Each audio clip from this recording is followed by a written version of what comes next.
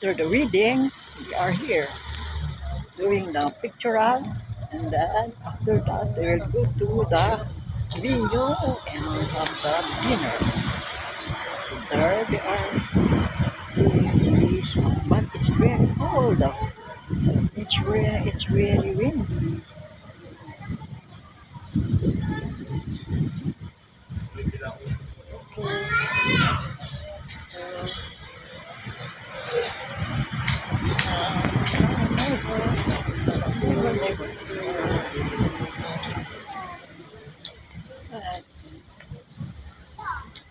Hoy, diyan ka pala. Lika. Ayan si Abby. Hello. Nilapitan ko nga ito ang magkapatid. Bakit nagkahiwalay kayo? Nag-away kayo? Nag-away kayo? Bakit nandiyan ka? Tapos ayun nandun, nag-iisip yung isa. Ah, halika nga, picturein mo nga ako dyan. Ang ganda-ganda niya. Ayan, ang ganda-ganda. Oh. Ayan.